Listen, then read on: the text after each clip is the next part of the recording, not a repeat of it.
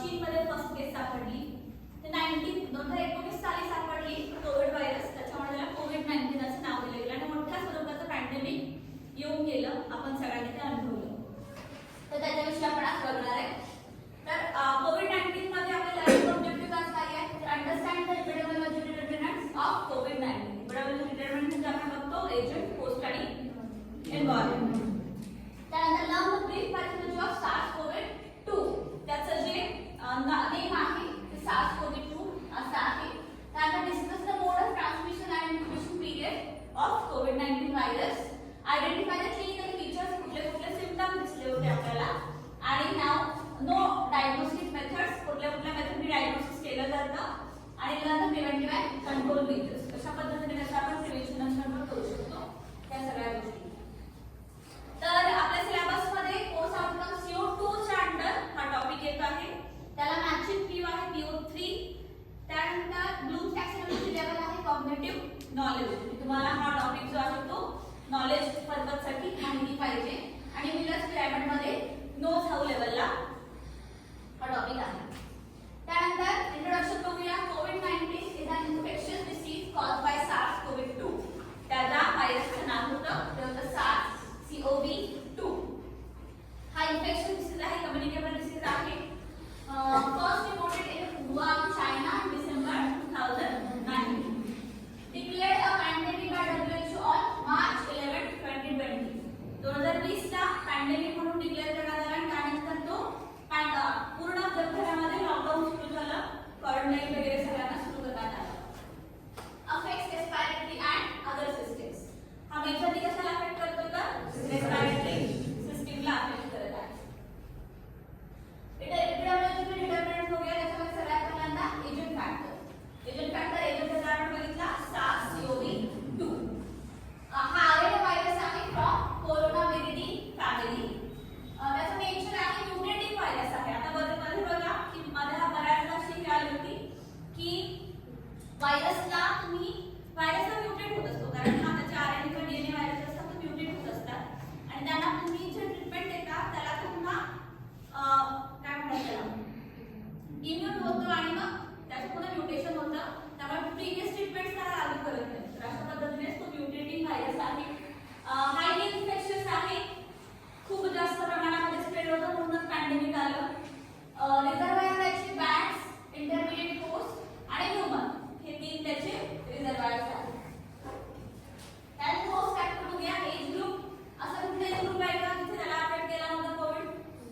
All age ग्रुप्सना affect केला होता. आणि मोस्टली सिव्हिअर एल्डरली पेशंट्स जी फर्स्ट वेव्ह आली होती त्याच्यामध्ये बघा मोस्टली ओल्ड एज पीपल्सना जास्त प्रमाणामध्ये तो इन्व्हाइट केला होता. त्यानंतर जेंडर मध्ये slightly more common in males. तर स्लाइट डिफरन्स आहे, मेजर डिफरन्स नाही. कोमॉर्बिडिटीज. कोमॉर्बिडिटीज मध्ये काय आहे? Diabetes, hypertension, obesity, respiratory disorders असतील तर अशा पेशंटना तो जास्त प्रमाणामध्ये इन्फेक्शन करण्याचे चान्सेस आहेत. त्यानंतर एन्व्हायरमेंटल फॅक्टर्स मध्ये ओव्हरक्राउडिंग. आपल्याला त्याची पूर्ण जमावबंदी होती, ओव्हरक्राउडिंग कुठे करायचं नाही सांगितलेलं. ग्लोबल ट्रॅव्हल, ज्यावेळेस चायनामधून इकडे येणारे जे पेशंट्स होते ते स्प्रेड करत होते, त्यामुळे ट्रॅव्हलिंग जे आहे ग्लोबल लेवलला त्यांना स्प्रेड झालं होतं. अर्बन स्लम्स मध्ये पण काय होतं? अर्बन एरियाजमध्ये खूप जास्त कंजेस्टेड स्लम एरिया असतो आणि त्याच्यामुळे त्या ठिकाणी सुद्धा स्प्रेडचे चान्सेस जास्त होतात. आणि क्लोज्ड इंडोर स्पेसेस, काही अशा बऱ्याच ऑफिसेस वगैरे आहेत की जिथे व्हेंटिलेशन प्रॉपर नाही आहे, तिथे सुद्धा स्प्रेडचे चान्सेस जास्त होते. त्यानंतर पॅथॉलॉजी बघूया याची. तर virus enters via respiratory mucosa, binds to ACE2 receptors in lungs, intestines and heart, triggers cytokine storm and lead to inflammation. जेव्हा इन्फ्लेमेशन येतं तेव्हा cytokine storm हा असतो. आणि सिव्हिअर केसेस मध्ये ARDS म्हणजे acute respiratory distress syndrome आणि multi organ failure मध्ये सुद्धा पेशंट जाऊन एक्सपायर झालेले आहेत. नेक्स्ट बघा ट्रान्समिशन याचं कसं झालं. तर हा आपण बघत आहोत त्याच्या अंडर ड्रॉपलेट इन्फेक्शन. ड्रॉपलेट चा ट्रान्समिशन होत आहे. तर ड्रॉपलेट ट्रान्समिशन होते through coughing, sneezing, then contact transmission. त्याच्यामध्ये टचिंग इन्फेक्टेड सरफेस म्हणून बघा सरफेस क्लीनिंग पण प्रॉपर केलं. त्याच्यामध्ये डिसइन्फेक्शन मध्ये प्रॅक्टिकलला बघितलं होतं की सरफेस क्लीनिंग सुद्धा प्रॉपर केलं. 5% हायपोक्लोराइडने करायचे ते लोक त्यावेळेस सरफेस क्लीनिंग. त्यानंतर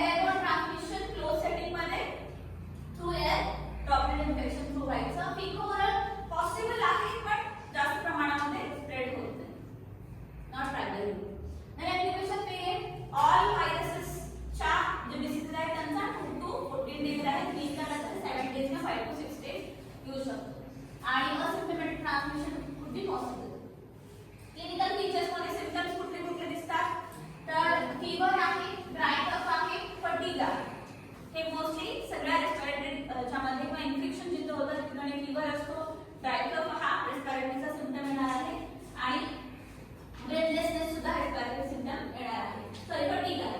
सोर throat, headache, breathlessness, loss of taste and smell हे खूप कॉमन होतं बघा. कोणाला चव नाही कळली, वास नाही आला, लगेच समजायची किंवा कोरडा झाला. तर loss of taste and smell हे पिक्युलर फीचर होता कोविड-19 चा. आणि जे ऍक्टिव्ह सिम्पटम्स मध्ये नाशिया आणि डायरिया हे सुद्धा दिसून आलं होतं. ट्रान्सफर किती मिनिटं झाली? ट्रान्सफर हां किती मिनिटं? माझं साऊंडिंग येते ना याच्यात.